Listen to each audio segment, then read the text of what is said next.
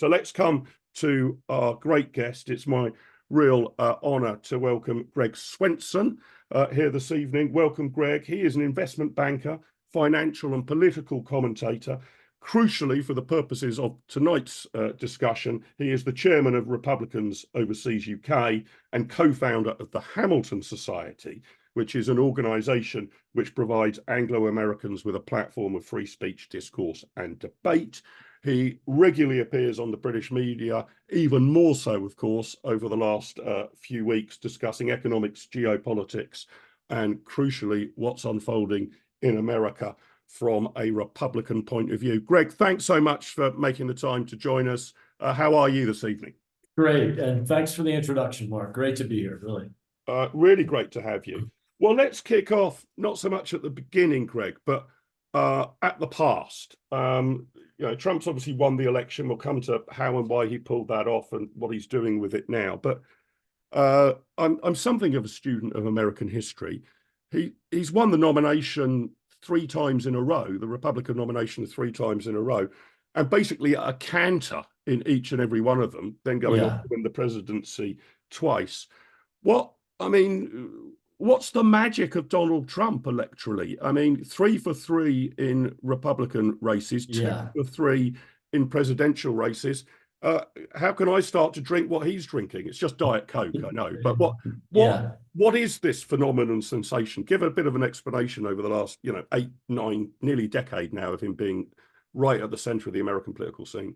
I think it's 2 things. One is President Trump. And I might not have said this 4 years ago or 8 years ago, because I thought he was, in a way, a big change for a Republican, but he also just captured what was already happening. It started with the Tea Party in 2009 as sort of a rejection, not only of Obama, but of Bush and the sort of, country club Republicans that had governed for so long. But he just captured that. So I didn't think he was terribly unique. I mean, that's probably not right. He is very unique, personality-wise, but he was just sort of jumping on the train. He didn't invent this sort of populist rejection. He just understood it better than most politicians. He read the room, and he really read the room well in 2014, 15, 16.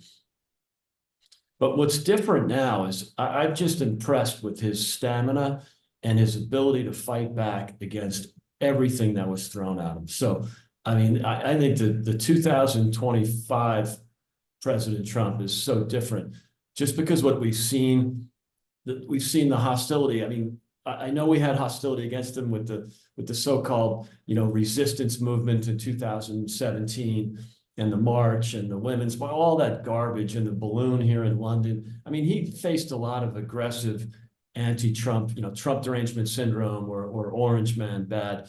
But what happened in the last 2 years with the lawfare and the attempts to keep him off the ballot and a couple of assassination attempts too that we know of, there's several more that we don't.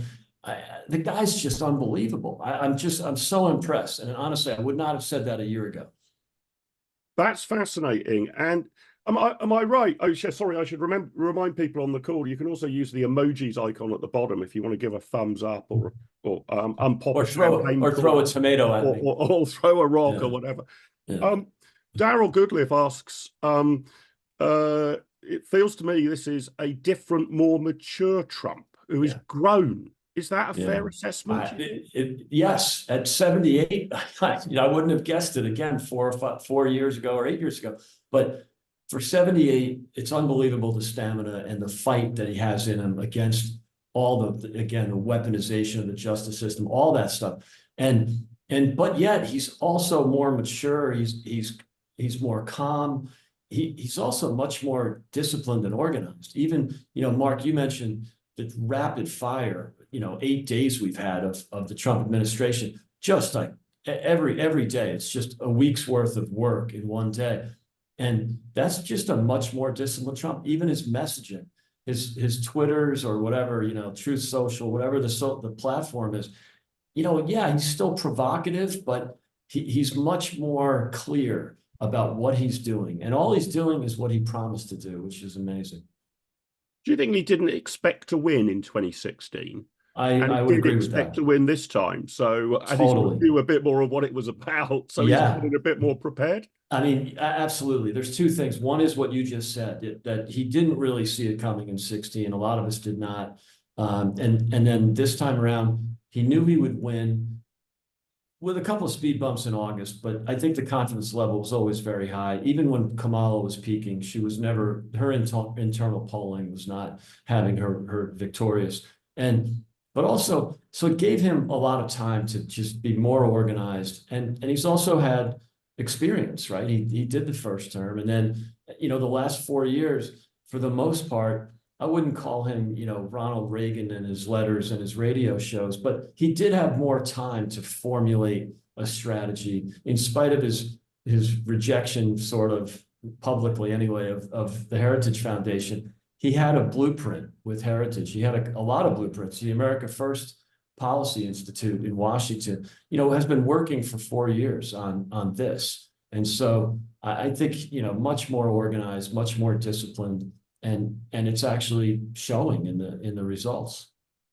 And let's just look at the election itself. I mean, we're going back to the first week of November. I always thought it was a bit ironic that we held our election in the UK on July the 4th, your Independence Day, and you held yours on November the 5th, our bonfire night, our Guy Fawkes night. But let's reflect on that election a bit. How did he win? I mean, some people said it was a landslide. I think it possibly falls a bit short of my definition of a landslide, but virtually nobody expected him to win the popular vote, I think, even Republicans. And of course, he took every one of the 7 swing states. To that extent, it's not close. Although I guess they batch together, right? I mean, if you're winning Michigan, there's some coalition. I mean, if you're winning Wisconsin, without a doubt. They definitely, there's some correlation, obviously, in that. So what was and you said, so, I mean, you had this whole sort of, everybody pretending that Joe Biden can string a sentence together, which, completely unravels in June. I got up at whatever o'clock in the goddamn morning it was when I was on holiday in Mallorca to watch that. And I actually thought, although I'm on the Republican side, that I was going through some weird surrealist nightmare. No one could believe it. Possibly be the leader of the free world. So let's just focus a little bit on that. But that was the earliest presidential debate, I think, ever in June. Yes.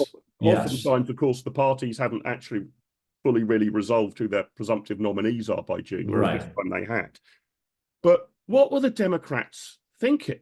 And had that debate not happened until August or September, it would have been too late for them to shut off the ballot. And so the conspiracy theory, and it's not really that outrageous, is they just set them up to fall. Because, at that point, 65%, prior to the debate, 65% of Americans felt that Joe Biden had cognitive issues. And so the great cover-up wasn't working. Yeah. And they kept at it. I mean, it's shameless.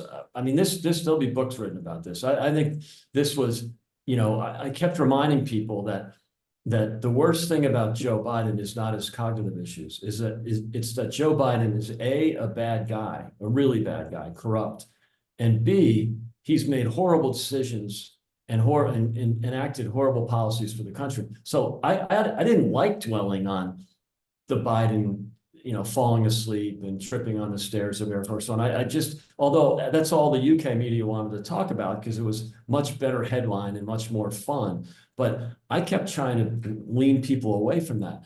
But anyway, the great cover-up did not work, but it's still a scandal what they tried to do. And it's I hope that there's repercussions for it, because it's absolutely immoral.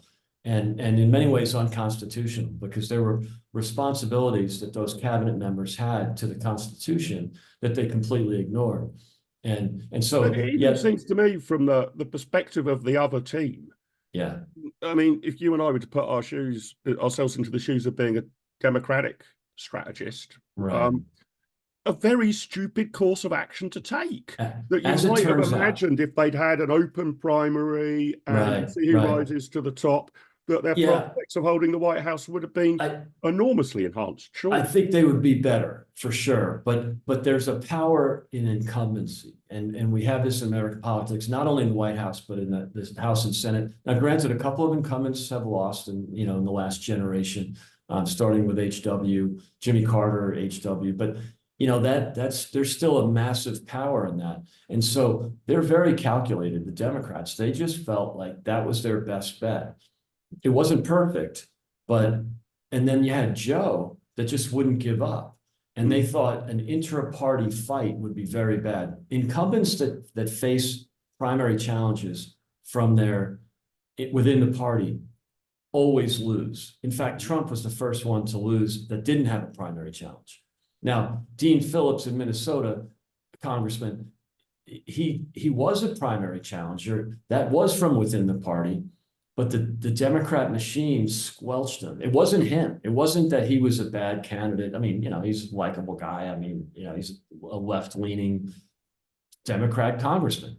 But they made sure they did not allow him on the ballot. It wasn't just RFK Jr. They did not allow Dean Phillips on the ballot in Florida and California, not California, North Carolina, and several others.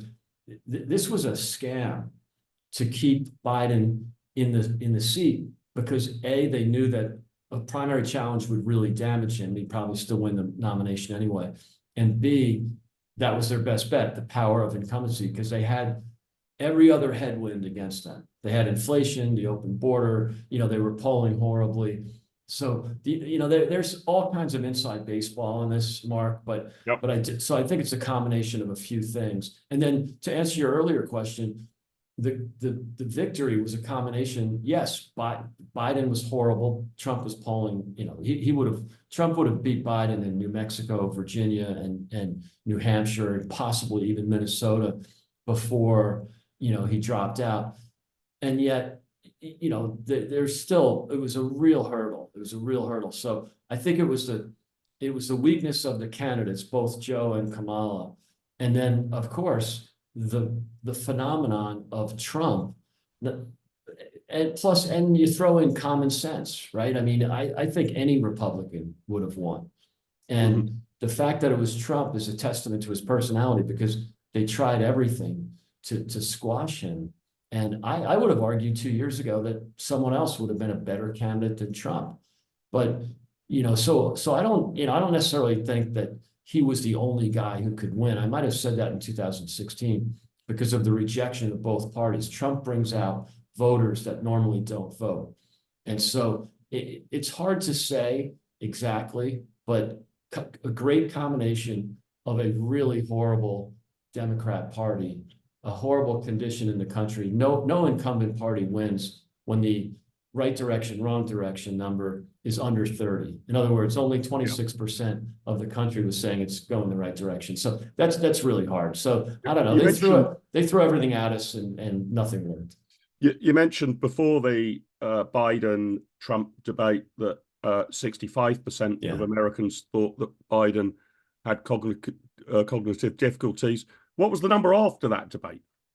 Probably in the 80s. I can't remember exactly, but and the other 15% of Americans who didn't say that had cognitive difficulties themselves. That's right. I heard that joke last night. It's a great one. I'm going to put it in my formula for future appearances. But I do think that the Americans are not stupid. Obviously I think the people that probably realized that were either people that were not high information voters that just happened to watch the debate, or they read the commentary about it. But obviously the gig was up after that. And some of the real pathetic ones, including Kamala and the whole inner circle, they kept at it. They kept saying he had a bad night. I even know Democrats here. It's kind of embarrassing. I felt sorry for them because it was just so obvious to anybody that followed, that read the front page.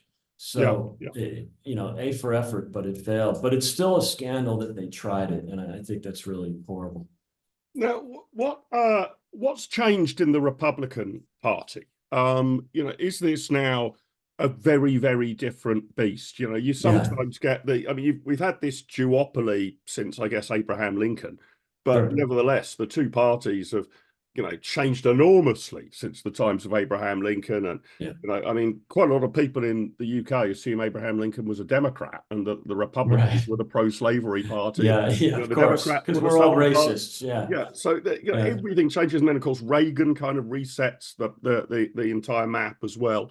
Yeah. A bit sort of ideologically, but also in terms of kind of where's your base, what's the sort of Yeah. support that you appeal to. How has that changed since the more Yeah. country club Republican days of McCain and Romney and the Bushes? I think it's more of the latter. I think it's more a change in the base of the party, the appeal to different voters, much like the Reagan Democrats in 1980 and 84. It's similar. And, has the party changed fundamentally? Not really. It's still the pro-life party. They kind of faded on that a little bit I think it was for purely political reasons, because I think both Trump and J.D. Vance have come out pretty strongly in the last week about that. So there was some campaigning politics there, but I do think it's still the party of life. It's still the party of low tax and deregulation, classic supply side economics. What might have changed is the hawkishness nature of the Republican Party. It's still the party of peace through strength, which was very Reagan. Reagan rarely, if ever, fired a shot. I think he took out the Iranian Navy, all 10 boats in the 80s, and fired a few shots in a small island in the Caribbean. I can't remember the name of it. But he was not a warmonger. He was very much for peace through strength. He hated nuclear weapons, and Trump is very similar to that. So yeah, we're probably different in the sense that we've become the anti-war party. We're very skeptical about forever wars. That's what changed, going from Bush to Trump, for sure. But I think it's much more the appeal of the party to a different group. And it kind of makes sense. Has that changed the demographics? I mean, I hesitate to overreach, but people have drawn analogies between Brexit and Trump.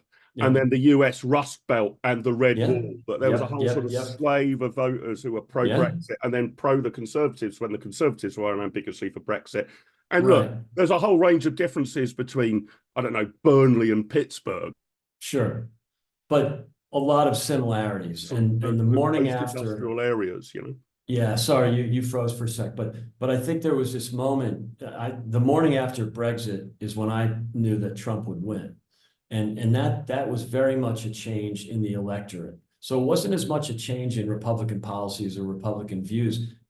Trump governed like a traditional Republican. His biggest win was actually the tax reform and deregulation that created such a fantastic economy. And then a couple of foreign policy wins, notably the Abraham Accords, but not using military, not using the military. But when he did it quickly, he did it forcefully, and he did it confidently. So that probably, obviously a huge difference from the Bush years, but I thought more similarities to Reagan. But yeah, I think, the policies are still relatively consistent. It's the Democrats who lost their minds and went extreme progressive left. If I was running it, it's like, did Boris win 80 seats because of Boris, or was because we had, Jeremy Corbyn? Yeah. Would he have won anyway? Probably, but he wouldn't have won by 80. And you could probably say the same. This is why the Democrats pulled Bernie Sanders in 2016 and 2020. And so, this whole argument, Trump was a threat to democracy. What the Democrats did was so shrewd, but so undemocratic. When they thought Bernie Sanders would be the candidate, they made sure he wasn't in 2020. And then in 24, they did not have an open primary. They basically didn't let the opponents challenge Biden, keeping him off the ballot, all that. And then when he disappeared, they had a non-primary or non-voting election of come on, this is like Rishi, when he wasn't really elected. And so I think the people are fed up with that. And that's what people were voting for, is democracy. We want a say in who's going to be our nominee.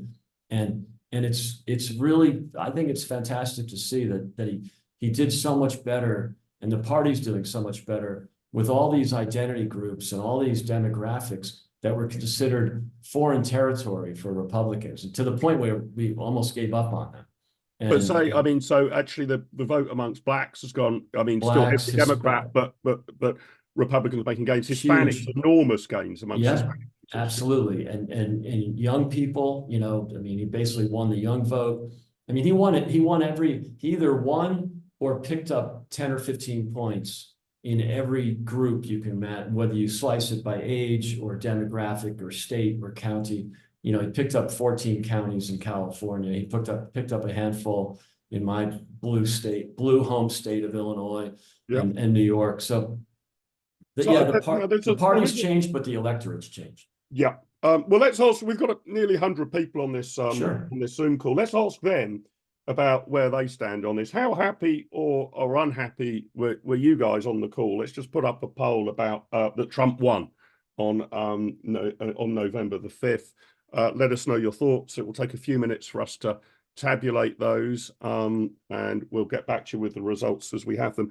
Greg, there was a sidebar question I've been burning to ask you, because in my downtime, one of the new hobbies I've picked up is going onto YouTube and watching reruns of the complete meltdown that the mainstream media is having as the results come in. It goes, I mean, they have to basically go through the 5 stages of grief in the space of 4 or 5 hours, and I can't remember what they all are: anger, denial, anger, blah, blah, blah, blah. But can you explain this to me? That why aren't they electorally objective? I can understand a television channel wanting to be, let's say, pro-Democrat or pro-Republican, right up to the way that polls close, but they seem to be wishing for something from the data that wasn't there. Now, I'm no pollster, but as soon as the very early results were coming in, even from Kentucky, okay, not a swing state, I could see the Trump vote was up on where it was last time, and the Democrat. Now, right, maybe Kentucky isn't entirely representative, but you don't have to wait until the last vote is counted in Philadelphia to work out the way the wind's blowing, and they seem determined to ignore any unfolding data that suggested that Trump was going to win. It was great to watch. It was really, and I hate to be spiteful, and I'm not, but they were so obnoxious before the election in their, their denial and their cover up of Biden, and then their charade with Kamala, and really just dishonest. And yeah, it's a shame. I think it shows you that corporate media is dead. All right, there's just no credibility left.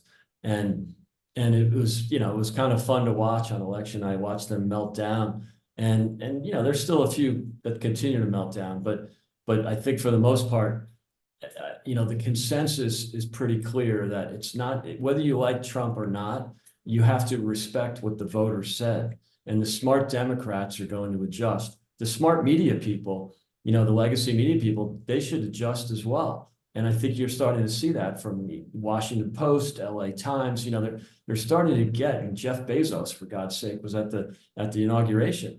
And so I think there's some kind of come to Jesus moments now. And it won't fix it overnight. I think the institutions in America, it's not just the media, it's the universities, it's the power structures, big corporates. There's the end, I think it's peaked. But it might take a while. Yes, the big banks are getting rid of DEI. The big corporates are starting to get rid of DEI. Some of the media is starting to understand that we totally missed a trick. We're ignoring our viewers. We're ignoring the voters. So the correction has started, and I hope it spreads here to the UK. But it's refreshing to see, but it's going to take a while. On the media point, Barry Malpass asks, how are the left-wing mainstream media in the US now behaving? I mean, I see CNN are behaving by sacking most of their highest paid talent, right? But is there editorially a swing towards recognizing this is a thing that happened, or do they go into bunkerized guerrilla war? Well, I think a little bit of both. It just depends on the outfit, right? So you saw the whistleblowers, I call them whistleblowers, but the Politico reporters that have left Politico and have come clean about the censorship and the collusion with the Biden White House and the Biden campaign back in 2020. we knew that already because of the censorship of the Hunter laptop by Twitter and Facebook and the major networks. But it's, I think you'll see more of that and probably some course correction. But no, I think the hardcore ones will double down. They just they'll try their best, but I don't think it will work. Now let's move on to recent days and this kind of whirlwind of the first week. There's an American sports idiom, isn't it? Is it called flooding the zone? I don't know if this is basketball or an NFL. It's more of it's multiple sports. You can do it in ice hockey. So this just sort of throws so much forward that the enemy can't even compute what's happening, because that's right. Not only you've just about got your head around Executive Order 1, and an Executive Order 101's already been signed. It's a good point. Did you expect this to happen in quite this completely ballsy fashion, if I can use that terminology? No, I didn't expect that because it's never been done. I've never seen anything like it. But on the other hand, most of the stuff he's done was very well telegraphed. And so it's not that he's done anything shocking that the voters didn't vote for. It's just that he's done so much of it in a short amount of time, in 8 days, 9 days. So good for him and good for his staff, good for his team. They were ready to hit the ground, and boy, did they on Monday. It is quite extraordinary. And do you think that and I think just today, I haven't again got my head around it. So even though I'm a sympathizer, the Trump administration has flooded my zone as well, that he's stopped all kind of regulatory spending. It's just sort of frozen. I mean, he hasn't stopped Medicare or Social Security, but everything from every department said, hit pause. I don't want any money going out. Yeah, it's just, it was time. And look, if people are disappointed with that, well, then they shouldn't have voted for Biden and their congressmen that have been so reckless with the spending. And the new media has found out what they're doing. The mainstream media just loved it. They loved big spending. But the alternative media started digging into some of the things they were doing that were so absurd. Now, granted, some of them weren't that meaningful. They're kind of rounding errors. But I'm sorry, $50 million for analyzing lizards in the desert not even in our country. And then you saw the big spending that does move the needle, the so-called Inflation Reduction Act. The Build Back Better and Save America, and all this garbage. It was just nonsense. And so, there had to be a major pushback. There probably will be mistakes made. I talked to one of my friends who works for a charity that removes landmines from war zones. That's a good cause. It's hard to argue that should be suspended, but it just got so bad that I will always blame the Democrats for that, not the Republicans who've been blessed with 10 trillion in new debt by Biden. And that doesn't just go away. It's not like, okay, Biden's gone, let's fix everything. We're the ones who have to deal with the 10 trillion in debt, the taxpayers and the Republicans who are running the federal government. So it had to happen. I hate to say that because some good things are going to be hurt. Temporarily, by the way, but I think it was important to do it. This flurry of activity, how much? It looks very coordinated, as if they had this in the safe, and once they just sort of got it out of the safe after he'd done his inauguration speech and start to sign. But how much of it do you think is throwing mud at the wall and just seeing how much sticks? Do they think actually half of these orders will be struck down in court for a there's some of that, because the states will sue, the state attorney generals will sue. They've already started. They're so offended that we want to remove rapists and murderers who are also illegal migrants from sanctuary cities. They're appalled with that. And you saw the drama this morning, with the actress, whatever her name is. There's going to be pushback on this stuff, and some of it will, in fact, be rejected. There's some things that you can't do as president that have to go through the Congress, and that's when the hard work starts. So I think it was great that he put all the executive stuff in the first, whatever it is now, 9 days. There'll be a few more days of this, maybe a few more weeks, but hit the ground running. Some of it's going to stick, some of it won't, but he's going to have to go to Congress now and get those tax cuts extended. A lot of the regulatory stuff you can do with the executive orders, and a lot of it was just unwinding what Biden had done. The Yeah. particularly destructive stuff that Biden did, like opening the border, facilitating sex trafficking of young women, young girls across the border. That kind of stuff is just common sense. I mean, that's an easy one. I can't imagine how they're going to fight that. Yeah. Just say the results of our first poll. How happy were you that Trump won? Very happy, 84%. Quite happy, 8%. Unsure, 3%. Quite unhappy, 3%. Very unhappy, 2%. It's good for Harris and Waltz to have joined us on this call in that 2%, isn't it? But the other bit I wanted to dig away, and we got a few questions on this, so let me machine gun a few of them at you, Greg. It's sort of trying to tease out what the ideology of this new administration is, and you've mentioned that a bit about how the Republican Party's changed and how it might stay the same. But is there a divide here? Paul Wood, for example, he asks about the reconciliation. How do you reconcile the kind of Musk and Thiel, who might be on the kind of libertarian tech right, is that what we call it, against the kind of America first right of, tariffs, let's put tariffs up and let's not give visas even to, very well-paid people. I mean, is this actually a pretty fragile coalition that was agreed that the Democrats were doing a great deal of harm, but are they actually united in prescription, this new coalition of MAGA and the tech billionaires? I think it's pretty good. I think it's great to have debate. It's great to disagree. It's great to have that.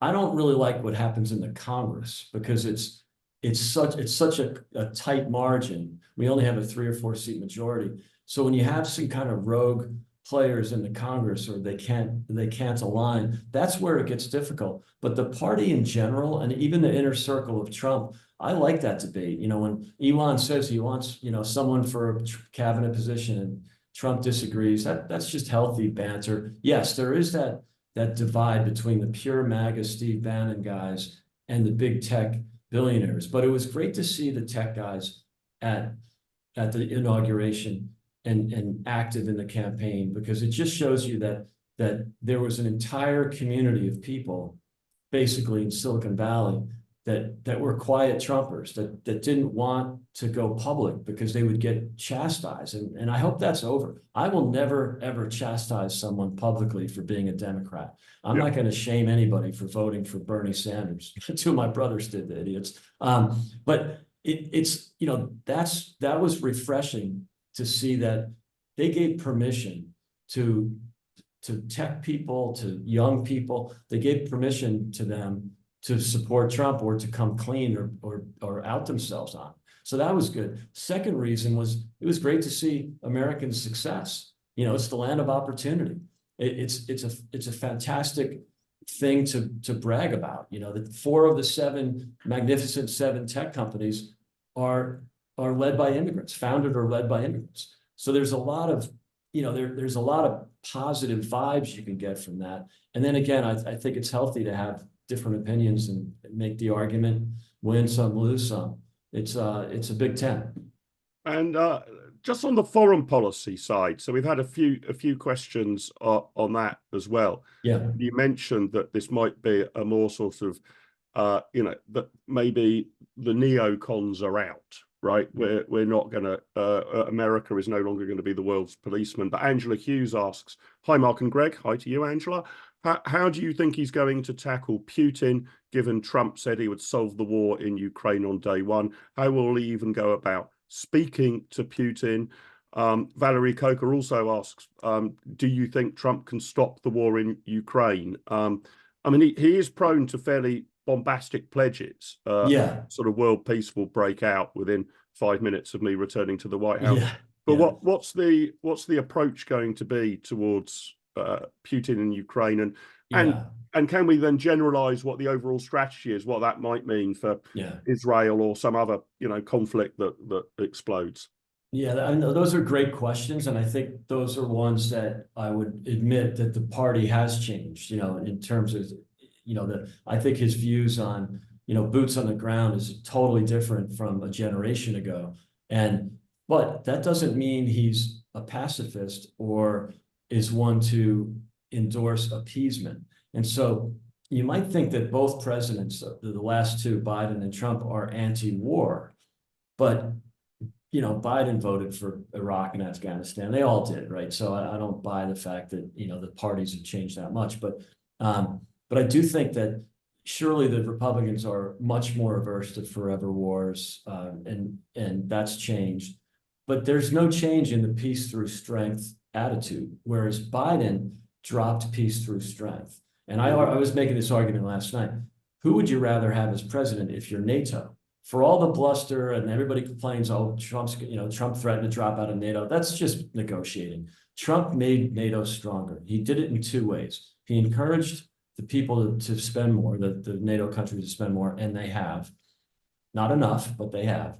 And secondly, he reinforced defense spending. He spent considerably more as president in his first term. He strengthened the military. He believes in peace through strength and deterrence. And when he had to use force, he did. Soleimani, Baghdadi, and yet he never got pulled into a conflict where there's great risk to America and our allies for that matter. So I think you'll see a much stronger president. I mean, if you just compare the peace and prosperity of Trump 1.0 to the Biden years, that's a no-brainer because Biden believed in appeasement. He helped Iran rearm themselves. He helped Iran, with 60 billion in fresh cash. His hostility to the people overlook this a lot. Not only did he send some cash to the mullahs, but by his hostility to the energy sector in America, he elevated oil prices. And so he hated American energy companies. He shut down the Keystone Pipeline day one. He shut down LNG exports from the Gulf, the now Gulf of America, formerly Gulf of Mexico, to the UK and to our Western European allies. So everyone's paying more in the West. And who got rich from it? The mullahs, Putin, Venezuela. Mm-hmm. And Biden was just appeasement at every turn. And that's not how, so I think we're going to be really happy with Trump's foreign policy. How he's going to deal with Putin. That's, of course, tricky because the real unpredictable one here is not Trump, it's Putin. Zelensky's kind of come around and knows what's coming. You could see him sort of bend in the last 6 months as Trump's numbers are looking good. So, I think it's Putin that's the big variable. Now, Trump put out a rather aggressive social media post a few days ago. I thought that was great. I thought that was showing that, Trump isn't just a Putin sympathizer, as his critics like to say. Remember, 8 years ago, Obama and Biden had appeased Putin when he invaded Crimea. They were sending non-lethal weapons to Ukraine. They were so afraid of Putin, they were sending the blankets and MREs to an American airbase in Poland and then having them commercially trucked to Kyiv. And Trump comes in and starts sending javelins in big, American transport planes, American flagged, right to Kyiv and sending lethal weapons, javelin, missiles, whatever. I mean, that's not appeasement. And then he put the Nord Stream 2 on the sanctions list. And what did Biden do day one? Took Nord Stream 2 off, took the Houthis off the terrorist list. It's just common sense. It's the revolution of common sense. It's fantastic and thrilling to see because it's just so easy. It just makes sense. And well, let's ask our audience. I mean, I think I can work out which way this poll will go, but how optimistic are you feeling, those of you who are joining on this call, about the prospects for the USA under Trump, from very optimistic to very pessimistic? I mean, a lot of you said you were very happy he won, so I'm kind of assuming that your enthusiasm has not dimmed. It may even increased since election day. Before moving on, Greg, to our final section, where I did want to focus a bit on what this means for the UK, not just in foreign relation terms, but in terms of the way our politics might change. I did wanted to just go back to where might he find the opposition to what he's attempting to do. We had quite a few questions coming in on this one. For example, let me just looking for some of the questions here. Zbigniew Kovalchek asks, how might the deep state thwart Trump's agenda? There was another question came in. Sorry, I'll find the person's name in a minute. About will there be retaliation for all of the lawfare that Trump went through? So, is this, I mean, if not in literal terms, but in kind of in constitutional or institutional terms, now a fight to the death? They tried to knock out Trump and failed. So every judge involved in that, every prosecutor is now going to be incinerated. And this deep state idea that, I was always very fond of Trump saying that, we're going to drain the swamp.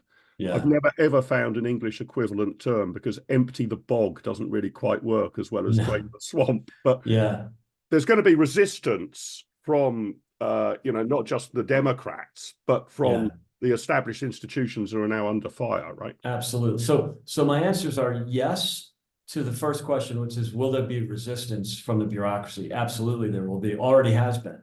And no, he will not go after political enemies. He was very deliberate and clear about that in his inauguration address. And Pam Bondi, who I don't think has been confirmed yet, but she will be as Attorney General, has been very deliberate. They should go after everybody who weaponized the justice system. I want them. I really hope they do, because I don't want it to be another moment where the Republicans just roll over and say, okay, they cheated, they lied, they broke all kinds of institutional, constitutional norms and laws. And then we just say, well, it's over now, let's let it go. I think we never want to see that again. And so he's not going after political opponents. He's going after people who weaponized the justice system or broke the law. And that's why Biden gave them, a lot of these people pre-pardons, pardoned them for something they hadn't been accused of yet. You don't pardon someone unless they're guilty.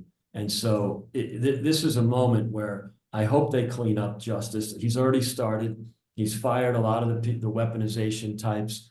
And then back to the first question, you've already had pushback. There are people in the bureaucracy in Washington who refused to acknowledge his order to stop spending money. They kept spending it. So he's either firing them or I don't know what the remedy is, but well, that sounds like a criminal offense, really. I mean, that's fraud, or you're stealing taxpayer money, basically, is the way I should look at it. But so there's going to be pushback, but this time I honestly think it will work. Will it be perfect? Will we get everything done? Of course not. But this is not going to be like the first term where he didn't really know his way around Washington. He didn't have the right people. And B, the bureaucracy against him was really powerful. But I think the signal's been sent. It was sent during the campaign. So I think he's going to be much more successful. And having Vivek Ramaswamy and Elon Musk, and Doge is going to help. But I'm not sure Ramaswamy's anymore in Doge, is he? Isn't he going to go off? He's dialed it down because he's running for governor of Ohio. Right. So fascinating overview of what's happening there. And, my God, in today's world, just superb to have something to be optimistic about from this side of the pond. I mean, it really is. People ask me what my favorite moment of 2024 was, and I said it was actually quite close between Trump winning, which I sort of expected, and Southampton being promoted to the Premier League. But Southampton's poor performance since means it's definitely Donald Trump winning on November the 5th. That was my best. Mine too. I was going to say the same. And but what's it mean for politics here? So the Trump phenomenon seems to actually, I mean, again, there are going to be as many differences as similarities, but it seems to be happening quite a lot across the Western world. Right? Absolutely. You've established what you guys would call country club conservative parties are on the wane, and more populist parties are on the rise. Either they've sort of, taken over the commanding heights of the established party, perhaps like the Republicans, or in the case of the French Gaullists, for example, they've just disappeared to be replaced by new forces. What's this mean for the right in Britain? Obviously, our mission is to try and get the Conservative Party more onto this sort of agenda. And I think that would be the way of saving the Conservative Party and winning the election. But others would argue that Reform and Farage have already moved onto this agenda. And, we've got, Farage is the kind of, British Trump with English characteristics. And we're still a bit stuck with the kind of Mitt Romney, John McCain, Yeah, you're sort of club republicanism, right? torn between, the sort of center moderate types and the real conservatives, Yeah. right? And so, and here's my thought. I mean, because the conservatives are not in government right now, we don't have to talk about whether people are kissing the ring of President Trump or the relationship between the two governments. Because there's time here to regroup. I think that the smart parties in the West and in the UK will tilt toward what Trump has tilted toward, not because they're kissing his ring, not because they want to be like Trump, but because it's common sense and it works, and that's what the voters want. So, Trump is not a philosophical conservative. He's governed quite conservatively. His views are pretty common sense, right? But, prior to, when we had Boris and Rishi, we had net zero, we had windfall taxes, okay? Joe Biden could only dream of windfall taxes and net zero and tax increases across the board, lockdowns, national lockdowns. Biden couldn't get that done, but he didn't have the constitutional power to do it. He wanted to do it. And then just the whole woke agenda, which, probably started with David Cameron. So, I think the voters are saying, drop net zero, drop DEI, drop taxes, and over-regulation, close the border. It's common sense. It just works. And if you don't do that, and again, it's not I love Trump, it's I love common sense. That should be the view in the UK. And so I think there's a great opportunity here. And it's just, there's wind in the sails, there's momentum here. If parties, tack back to the center and try to be we're center left, we're going to try to get more voters in the middle, it's just failed. And so I would just love to see parties on the right embrace the common sense politics of America right now, and even the Democrats are realizing that. When you have Democrats, and what's your take on the way that the Reform Party and the Conservative Party are dealing with that at the moment? I mean, you could argue that Reform have had a bit of a bounce. They broke through into Parliament. And the Conservative Party got absolutely shellacked, and therefore had it's having to go through a period of navel gazing and introspection. But and tell us a bit more about Farage. Is Christopher Marshall asks, are there any UK politicians who are recognised in the USA? I mean, would anybody in America know who he was? I mean, unless you yes. He's probably the only one, and because he's friends with President Trump, and he does a lot of Fox News airtime. So I wouldn't say that his recognition would be over 50, of course not. But yeah, he's probably the most recognizable, just like Boris was a few years ago, just because he was Boris.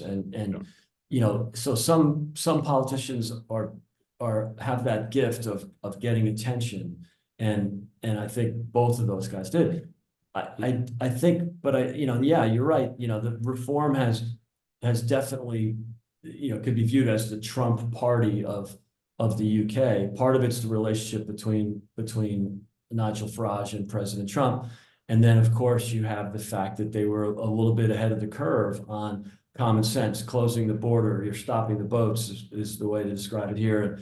And just sort of their relationship with the working class and the farmers. And I think they have a jump on it, but it's a long way until 2029. And I've said this on television and in the rubber chicken circuit the last 2 months.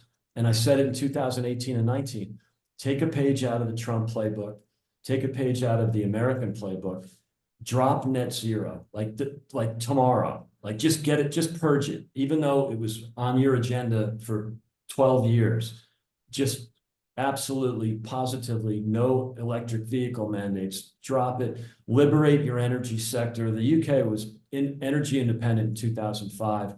I don't imagine you're going to be, the biggest energy producer in the world, but well, I think energy is going to be banned. We're not even going to be allowed to use it. It's insane. It's absolutely insane. And so you don't have to follow politics, and that's the voter you need. You don't have to be a philosophical conservative to vote conservative. if you're talking common sense, which Yeah. is we're a country, we need to close our borders.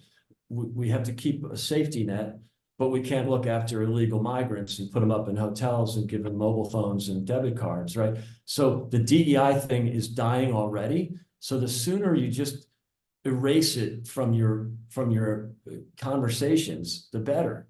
Yeah. It's just, and I think that started. I mean, I've talked to. And do you think that is? Do you think we can? To what extent? There's a few questions on this I should ask you, especially as I promised to select the most upvoted ones, Greg. Beverly Stacy says, now that Trump has done everything we've been voting for but ignored for decades, we now know these things can be done. Yes. Is there any chance of that happening here? David Noblet asks, Greg, many of Trump's America First policies are the sort of things real conservatives are crying out for in the UK, but no party is even close to promoting such policies, possible exception of reform. Do you think his policies could be transplanted here into the UK, given the far left rhetoric of the liberal elites in politics and the media we have here? Mind you, you had a similar problem. It's the same thing.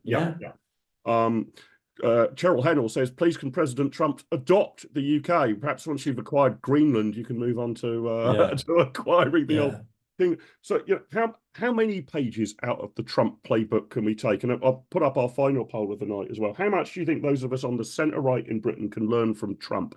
Is it a leaf or is it whole chapters that we need to take out of the Trump playbook? It's probably the latter, because I think, the playbook in the first term, it was all about Trump, right? Because he was this new personality, this provocative, and that's not very British, right? I mean, let's face it, there's still some so-called conservatives here that really dislike him because he doesn't have the good manners of a proper British politician.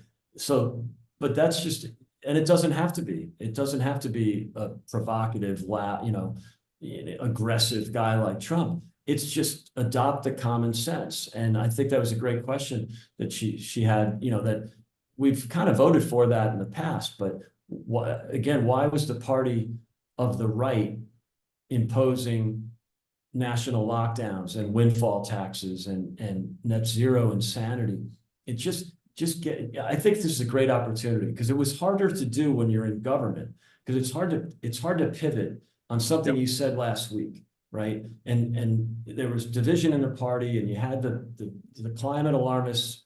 There were probably just as many in the Tories as there were in Labor. Maybe I'm exaggerating, but it just drop it all and go back to the fundamentals of tax reform and deregulation. Keep the safety net, but don't have half the country on benefits, and increase military spending. It helps with patriotism. It helps with a lot of things. And that's the only thing that government should be spending money on, maintain the currency and protect the borders.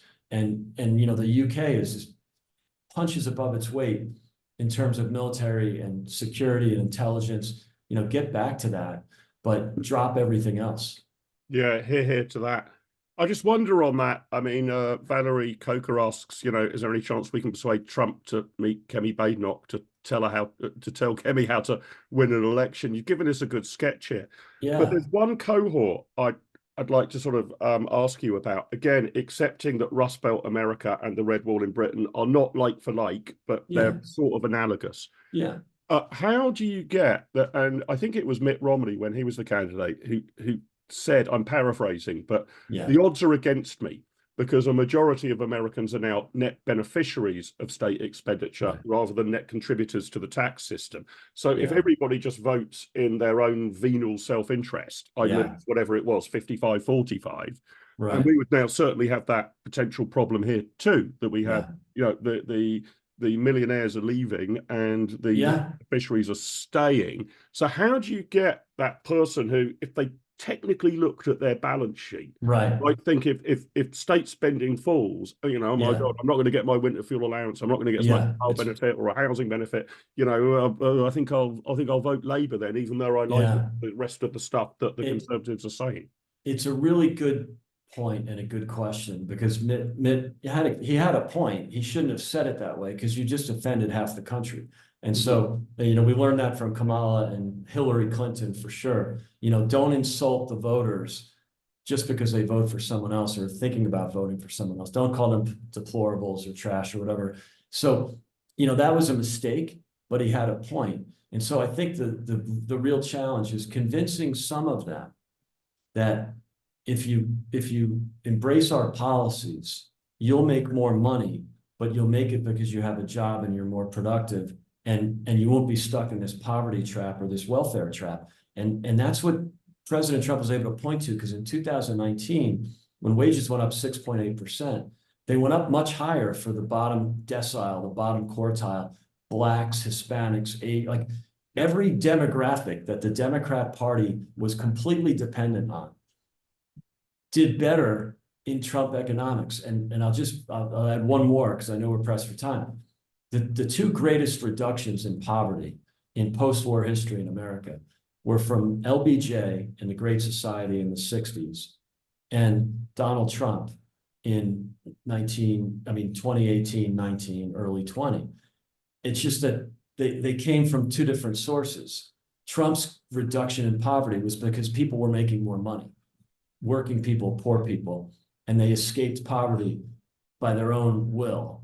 And the opportunity that was provided, and the deregulation and the business investment that Trump facilitated. Whereas LBJ just took money from one cohort and gave it to the other. And did they come out of poverty? Yeah, because they were on welfare. And now they've been trapped in generations of welfare dependency and family dysfunction because of bad policy. So, both kind of worked in a weird way. But so I think that those voters are winnable. And I think a lot of Trump voters were on benefits. He didn't really lean too much on fixing Medicare and Social Security. It's not a vote getter. You kind of have to dance around it. But I think that the opportunity generation, they love it. And you could get people off of benefits. Welfare reform in the 90s was phenomenal. So it's a tricky one, Mark, I know. And I think about a lot of people will just never vote for the party of the right if they're for, reducing benefits. That's why in Europe they call it austerity. In America, we call it opportunity. Yeah.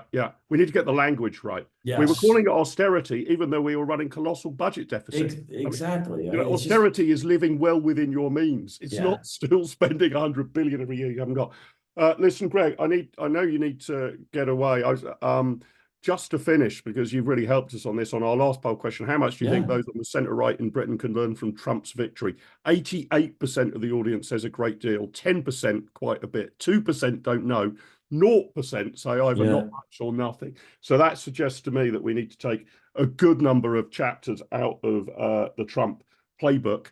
For those of you who are on this call and enjoy our Pop Conversation series, thank you very much for joining us. I hope you've learned something. I hope you've enjoyed it.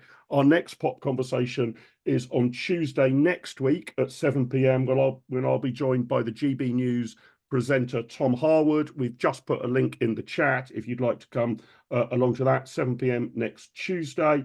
After that, we've got Lord Dan Hannan on February the 10th. Details about that will be going out in our newsletter. And upcoming after that, Nigel Huddleston, the co-chair of the Conservative Party, has agreed to join us for a future Pop Conversation, as has Tim Montgomery, the creator of Conservative Home and recent defector to Reform UK. Be interesting to hear from him. And last but not by no means least, Jack Rankin, a new Conservative MP who successfully held Windsor for us at the last election. All of the details will be in the upcoming PopCon newsletter. Thanks to all of you for joining us. But Greg, most of all, my thanks to you. Fascinating insight, lots for us to get our teeth into. And it's great to have some optimism somewhere in the world. And you know what? A playbook that we can pretty much copy. So thanks for your sage words and great advice. It's been a real pleasure. Thanks, Mark. I really enjoyed it. Thanks for having me. You and the audience have been great. Bless you, Greg. Take care and look forward to catching up with you soon. Cheers. That's it, guys. See you all soon. Have a great evening. Hope you enjoyed yourselves. Over and out.